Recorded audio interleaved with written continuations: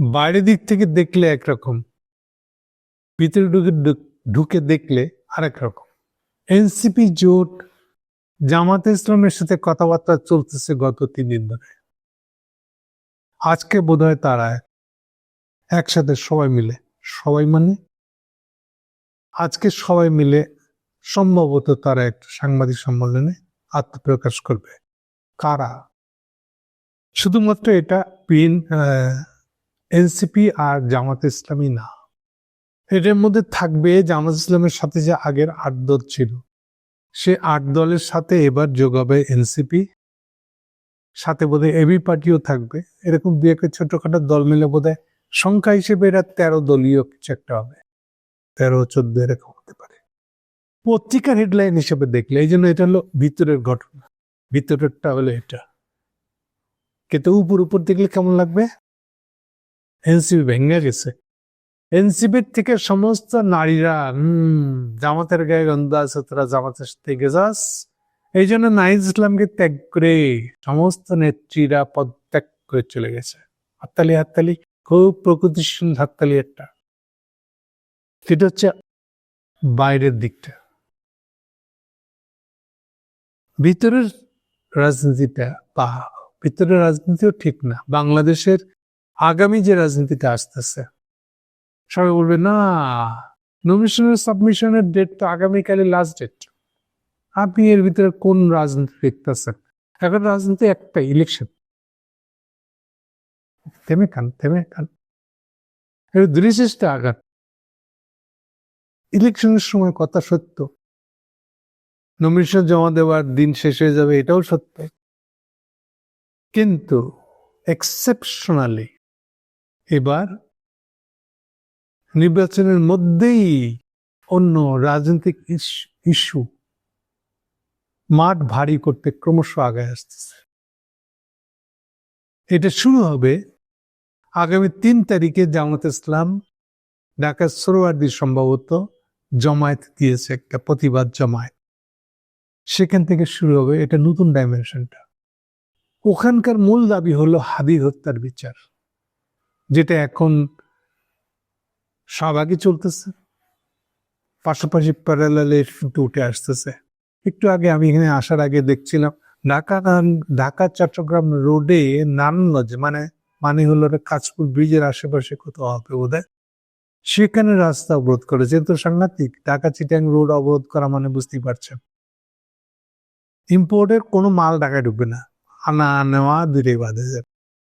Plus regular যে পরিমাণে চাপ, এটা আমাদের উত্তরবঙ্গের রাস্তা হচ্ছে এটা বেশি ব্যস্ত রাস্তা, ফলে এটা চরম বিশৃঙ্খলা নিয়ে আসবে। অর্থনৈতিক অবস্থা ভেঙে পড়বে, সরকার চালানো কঠিন হয়ে যাবে।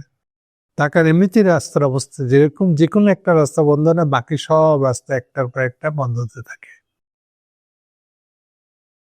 সার কথাটা হচ্ছে হাদি ইস্যুটা খুব প্রখর ভাবে তুঙ্গে উঠতে শুরু করবে, এমন তুঙ্গে উঠা শুরু করবে যে অ্যাকিউজ করবে, এরা অভিযুক্ত করবে ইউনূস সাহেবকে। ইউনূস সাহেবের অবস্থা একেবারে যেটাকে বলে কেরোসিন অবস্থা। উনি এখন রাস্তা ধরছেন যে আচ্ছা ঠিক আছে হাদি হত্যার মামলা চার্জশিট, আরে বাইরে মামলা চার্জশিট কার নামে দিবেন? কে খুন করছে তাই তো এখনো নিশ্চিত হইতে পারেন না, অন্তত নিশ্চিত ভাবে বলতে পারেন না আপনার স্বরাষ্ট্রমন্ত্রী বা আপনার স্বরাষ্ট্র মন্ত্রণালয়। তাহলে আপনি কিসের ভিত্তিতে কার নামে চার্জশিট দিবেন? গপ মারছেন আপনি, যে কোনো কিছু প্রস্তুতি নাই। আইদার নিজেই আপনি এদের সাথে জড়িত, আর নাহলে যারা জড়িত, যারা করেছে তাদেরকে আপনি ধরতে চান না, পারবেন না, তাদের পরিচয় আপনি সামনে আনবেন না, আনতে চাচ্ছেন না। এইটা দিনকে দিন পরিষ্কার শুরু করেছেন, আরো পরিষ্কার হবে। আপনি ইউনূস সাহেব আরো বিব্রত হবেন আগামী দিনগুলো। সেটা তো বিব্রত হওয়ার পার্ট, ওটা মুখ্য না। মুখ্য হলো যে আপনি তারেক জিয়ার সাথে ফয়সালা যে করবেন, রাজনৈতিক ফয়সালা, সেটাকে আদৌ পারবেন? আপনার জন্য অ্যালার্মিং টোন দিচ্ছে, বারে বারে বেকুবাদ হচ্ছে হাদি ইস্যুটা। আপনার স্ট্যাবিলিটি না থাকলে তারেকের সাথে কোনো কথাই বলতে পারবেন না। তারেক বলবে যে যার নিজের সরকারের নিজের ঠিক নেই, পাবলিক কেঁপে গেছে আপনার উপর, আমি ভাই আপনার সাথে নাই। এটা এদিকে গড়ে যেতে পারে। 3 তারিখের মধ্যে এই যে দেখেন, আজকে থেকেই যদি এই অবস্থা হয়ে যায়, 3 তারিখ তো এখনো প্রায় 5-6 দিন বাকি আছে। এই মাসে 3 দিন, ও মাসে 2 দিন, 1-2-3 তারিখে মিটিং, এটা তো আরো তুঙ্গি উঠে যাবে। এবং আমি যতটুকু জানি এরপর প্রত্যেকটা দল এক এক করে সমাবেশ ডাকা শুরু করবে ঢাকায়। একটা পর্যায়ে গেলে সবাই মিলে যখন মুখ্য জিনিস বানায় ফেলবে, তখন ইলেকশন দূরে থাক, ওই যে ভিক চাই না মাই কুকু খেদা, ওই অবস্থা হয়ে যাবে হিসাবে। হাদি ইস্যুটা উনি কিভাবে হ্যান্ডেল করবেন, মুখ্য ইস্যু হয়ে যাবে। তাহলে একদিক থেকে দেখে মনে হচ্ছে এটা এনসিপি ইস্যু। এনসিপি কেন জামাতের সাথে লাগতে গেল, জামাতের সাথে মাখামাখি করতে গেল? আরে ভাই, যারা এই কথাগুলো বলছেন তারা কোনো রাজনীতি করারই যোগ্য না। আমি খুব কড়া কথা বলেছি, আমি জানি। কেন বলছি দেখেন, আপনি বাংলাদেশের কোন রাজনৈতিক দল জামাত ইসলামের সাথে নির্বাচনে জোট করে নাই? আওয়ামী লীগ করে নাই? 96 সালের ইলেকশনে গোলাম আজমের হাত ধরে তার সাথে দেখা করে তার সমর্থন চায় নাই হাসিনা। ইভেন আগেও 91-এর যে ইলেকশন, সেখানে প্রেসিডেন্ট ক্যান্ডিডেট দেওয়ার জন্য জামাতের কাছে হাত জোর করে নাই। বিএনপির কথা আর কি বলবো, তারা তো 2001 সালে একসঙ্গে ইলেকশন করছে জোটবদ্ধভাবে জামাত ইসলামের সাথে, একসাথে সরকার গড়ছে পুরো 5 বছর, 6 সাল পর্যন্ত। আর এখন গায়ে গন্ধ লেগে গেছে। ফলে এটা তো বুঝেন যে এটা আসলে ইন্ডিয়ান আনুগত্য, ইন্ডিয়ান হেজিমনিতে এখন হাসিনা হাত থেকে সরে গিয়ে এখন তারেকের হাতে পড়ছে বলে আপনারা এই নয়া বুলি আনছেন, আপনারা সব প্রগতিশীল হয়ে গেছেন। তাহলে কি দাঁড়াচ্ছে আপনারা? আগামী দিন রাজনীতিটার ইস্যু কি? ইলেকশন? সরি, এটা ক্রমশ এখন থেকে যাবে, ইলেকশন পিছনে পড়ে যাবে। ইলেকশন হয় কি না হয় এটা পিছনে পড়ে যাবে, সামনে এসে যাবে হাদি ইস্যুটা। এবং এটা যত প্রকট হবে, ততই এই যে ইনুস তারেক যে অ্যালায়েন্স বলেছে, এটা কোনো জোট না। এটা যেহেতু ইনুস সাহেব কোনো রাজনৈতিক দল না, তার খায়েশ আছে প্রেসিডেন্ট হওয়ার। এই খায়েশ বনাম তারেক সাহেবের স্বার্থ যে তাইলে ইনুস সাহেব তাকে একটা জোট বাঁধায়। মঈন হাসিনার ইলেকশনের মতন 2008 সালের শেষে যে ইলেকশনটা হয়েছিল, যেটা থেকে হাসিনা 2009 সালে প্রথম ক্ষমতাসীন হয়েছিল, সেই ধরনের একটা পরিণতির দিকে যাওয়ার চেষ্টা করছে। পারবে কিনা আমি জানি না। যদি ইলেকশনটাই না হয় তাহলে তো আর এদিক যাওয়া আসার কোনো কথা বলে কোনো লাভ নাই আসলে। এরই ভিতরে এরা এখন চেষ্টা করছে, বলেন না যে তখন ডুবে মরে যান, তখন তো একটা খড়কুটো ধরেও তো বাঁচার চেষ্টা করে। তো তারা এখন এই এনসিপির মধ্যে যে 30 জন, তার মধ্যে বোধ হয় অন্তত গোটা 10 বা 7 জন বোধ হয় নারী আছে। তাদের একটার পর এক পদত্যাগ, এটাকে যত বড় করে পত্রিকাগুলো দেখানোর চেষ্টা করা যায় তা করতেছে, নেমে পড়ছে। যেন এইটা দিয়েই ইউনুস সাহেবের গায়ে যে গন্ধ লেগে যাচ্ছে, হাদি হত্যার গন্ধ, এখান থেকে বোধ থেকে মুক্তি দেওয়া যাবে। আর এখান থেকে মুক্তি দিলে তারেকের সাথে ইউনুসের কথাটা আগাইলে এটা আস্তে আস্তে তারেকের ক্ষমতাসীন করে দেওয়ার দিকে আগাইব। এই পরিকল্পনা একেবারে ডুবে মরবে। ফলে এটাকে এনসিপির নারীদেরকে বিপ্লবীপনা দেখায় কোনো লাভ নেই, এটা দিয়ে ঠেকানো যায় না। কথা সোজা, রাজনীতি ক্রমশ গরম হয়ে যাচ্ছে, ইলেকশনের জায়গায় থাকছে না রাজনীতি। এটা অ্যাবসার্ড যে একটা ইলেকশন রাজনীতি, ইলেকশনের দিন যখন গণায় আসে, নমিনেশন সাবমিটের ডেট আগামীকালকে শেষ হয়ে যাবে। এখন তো সবার যার যার ইলেকশন কেন্দ্রে ভোটের ক্যাম্পেইন করার কথা।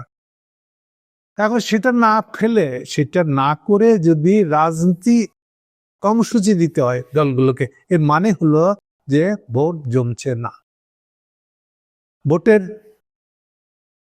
আবহাওয়া তৈরি করার বিষয়টা জমবে না। দেখেন একটা দল এই সময় কি পরিমাণ খরচ যাবে ওদের উপরে, তারা কি এই খরচ হাফ হার্টেড করে রাখবে, একই সঙ্গে একটা পলিটিক্যাল মুভমেন্ট নেবে? তার মানে তারাও শিওর না। তারা চেষ্টা করতেছে ভার কেন্দ্রটা পলিটিক্যাল মুভমেন্টের দিকে ঠেলে দিতে, বা মনে হচ্ছে তাদের কাছে যে পলিটিক্যাল মুভমেন্টের দিকেই চলে যাবে পরিস্থিতিটা। কিন্তু একেবারে আগেই হাত গুটায় বসে থাকতে চাচ্ছে না যে ইলেকশন হবে না। এটা প্রথম ধরেন যে 7-10 তারিখ পর্যন্ত এরকম চলবে, সম্ভবত 9 তারিখ পর্যন্ত, যে তারা নির্বাচন না মুভমেন্ট এই জায়গা থেকে সোজা ভাগ হয়ে যাবে, গিয়ে একেবারে মুভমেন্ট, দেশটা মুভমেন্টের দিকে চলে যাবে। বিশেষ করে আজকে হাদির এই ঘটনায়, এটা যখন ঢাকা নারায়ণগঞ্জ রোডকে ব্লক করা শুরু করছে, ঢাকা চিটাং রোডের নারায়ণগঞ্জ এলাকায় যখন ব্লক করা শুরু করছে, তখন এটা রীতিমতন খুব ভয়াবহ অ্যালার্ম দিচ্ছে এটা। এবং এটা যদি আস্তে আস্তে পুরো বাংলাদেশ ব্লক হয়ে যায় একদম, এটা অ্যালার্মিং। এবং আজকে এই জোটের ঘোষণার পরে এখন এনসিপি যদি ওদের সাথে মাঠে নেমে যায়, এটার ওজন আছে। কিন্তু এনসিপি ইলেকশনের রাজনীতি ভালো করবে না হয়তো, কিন্তু মাঠের রাজনীতিতে ভালো করবে। যদিও এই যে তসলিমা যারা যারা ইলেকশনে রানে গেছে, রাজনীতির বুঝে না। এমনিতে এনসিপি দলটার ভিতরে এই সমস্যা আছে। এটা কখনো রাজনীতি না বুঝে খালি আমরা মুখ ছিলাম এই বলে রাজনীতি করতে যাচ্ছে। তাও কোন রাজনীতি? ইলেকশনের রাজনীতি, যে জায়গায় তাদের হাত পাকা নাই, তারা একেবারে নতুন, জীবনে কোনোদিন ইলেকশন করে নাই, এমন ধরনের দল তারা। সেখানে তারা এটা নিয়ে নামতে গেছে। আর এখানে এই নারীদেরকে উস্কায় প্রগতিবাদী, নারীবাদী চেহারাটাকে সামনে নিয়ে এসে তারা বিপ্লবী হতে যাচ্ছে। ফ্যাক্টস হচ্ছে এই চেহারাটা আসলে ইন্ডিয়ান হেজিমনির চেহারা, প্রগতিবাদের চেহারা। প্রগতিবাদ মানেই হলো হিন্দুত্ববাদ। ওরা জানে না যে তারা হিন্দুত্ববাদের পক্ষে জেনে না জেনে কাজ করতেছে না। এদের সঠিক সিদ্ধান্ত নিয়ে চলতে এই জায়গায় যে এটাকে কেয়ার করতে যায় নাই। এটা অনেকবার তাদেরকে চাপ দিচ্ছে, প্রেশার গ্রুপ হিসেবে দলের ভিতর থেকে গেছে। নারীদের মূল সমস্যা বলেছে যে তাদের দলের ভিতরে রাজনৈতিক চর্চা নাই। এটা আম আদমির মতন একটা দল, একটা আম দল যেমন নয়, এটা বিএনপি যেমন নয়, তার ভিতরে কোনো রাজনৈতিক আলোচনা আছে না। ইলেকশন আসেন তো কার আগে কে নমিনেশন কিনবে, কয় টাকা দিয়ে কিনবে, আর সেই টাকা উঠে আনবে কেমনে, এইটা তো বিএনপি, এটি তো আওয়ামী লীগ। এর মধ্যে তো আরো বেশি ছিল। বিএনপির বোধ প্রতিযোগিতা করে ওরকম একটা দলে যাবে, এগুলো রাজনীতি?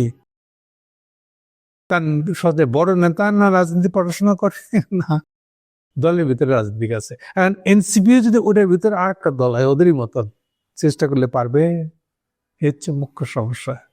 ফলে এই দলটার ভিতরে রাজনীতি নাই। আরো বিশেষ করে এই নারীদেরকে বলছি আমি এই জন্য যে এই যে আপনারা নারী স্বাধীনতা নিয়ে আসছেন, নারী দল, নারীবাদ নিয়ে আসছেন, এগুলো কোত্থেকে আসলো? নারীবাদের পিছনে কি আছে? ব্যক্তির উত্থান আছে। আগে ব্যক্তি বুঝেন, ব্যক্তি হইলেন কবে টিকা, দুনিয়া ব্যক্তি হয়েছে কবে? পড়ছেন কিছু পড়াশোনা, রেনেসাঁ পড়ছেন, ব্যক্তি উত্থান, ব্যক্তি বোধের উত্থান, এগুলো পড়ছেন। এরপরে তার পলিটিক্যাল অর্গানাইজ রূপটা হলো রিপাবলিক, এগুলো পড়ছেন, এগুলো কোত্থেকে আসছে? রিপাবলিকের পরে, সেকেন্ড ডলারেরও পরে এইবার লেবারের শর্টেজের জন্য মহিলাদেরকে বাইরে আনতে হচ্ছে। এখন এরই একটা পর্যায়ে এসে তখন নারী স্বাধীনতার প্রশ্নটা আসছে।